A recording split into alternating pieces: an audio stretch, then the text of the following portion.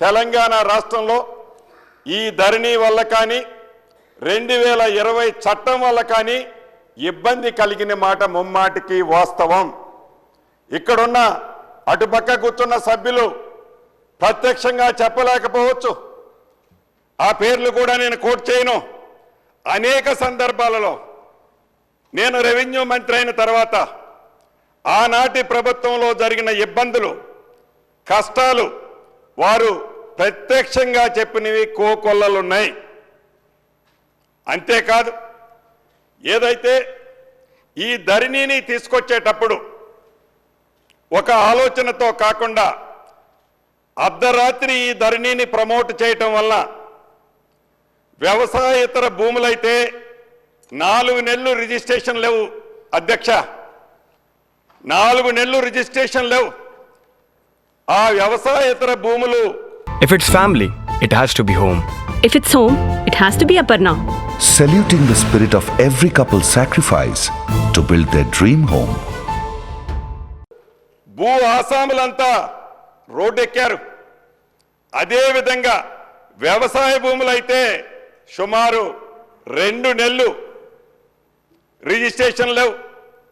దాంతో సామాన్య ప్రజానికం, భూముల మీదే ఆధారపడ్డ ప్రజానికం ఆ భూమిలో కొద్దో గొప్ప అమ్మి తన కొడుకు పెళ్ళో బిడ్డ పెళ్ళో చేయాలనుకునే వాళ్ళు ఆ సౌకర్యం లేని కారణంగా చదువుల కోసం ఆ కొద్ది ఆస్తిని అమ్మి తన పిల్లల ఉజ్వల భవిష్యత్తు కోసం ఆ ఆస్తి అమ్ముకోవాలంటే ఈ ధరణి పోర్టల్ వల్ల ఆనాటి 2020 చట్టం వల్ల సామాన్య ప్రజలు ఎంత ఇబ్బంది పడ్డారు అన్నది మనకు తెలియంది కాదు.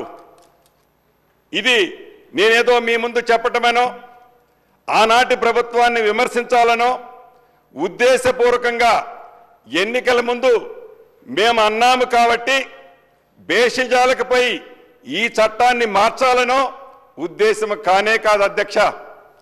ఈ చట్టంలో మంచి అంశాలు కూడా ఒకటి ఉంది.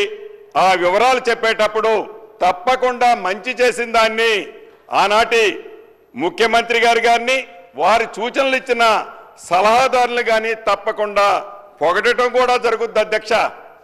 ఇక్కడ ఉద్దేశపూర్వకంగా వ్యక్తిగతంగా ఏదో ప్రతిపక్షాన్ని అంటే మాకేదో కలిసి వస్తుందనే ఉద్దేశంతో ఆలోచన ఈ ఇందిరమ్మ ప్రభుత్వంలో మాకు కానీ మా నాయకులు రేవంత్ రెడ్డి గారు కానీ మా సహచర మంత్రులకు కానీ సభ్యులకు కానీ ఎవరికీ లేదన్నది తమరి ద్వారా ప్రధాన ప్రతిపక్ష నాయకులకి ఈ వేదిక ద్వారా తెలియజేస్తున్న అధ్యక్ష. ఇక ఈ ధరణితో ఈ 2020 చట్టంతో ఏదైతే అధికారంలోకి వస్తే ఇందిరమ్మ రాజ్యం వచ్చిన తర్వాత బంగాళాఖాతంలో వేస్తామన్న దాన్ని గ్రామీణ ప్రాంతంలో ఉండే, రూరల్ ప్రాంతంలో ఉండే ప్రతి కుంట భూమున్న వ్యక్తులు కూడా ఇందిరమ్మ ప్రభుత్వాన్ని ఆశీర్వదించారు.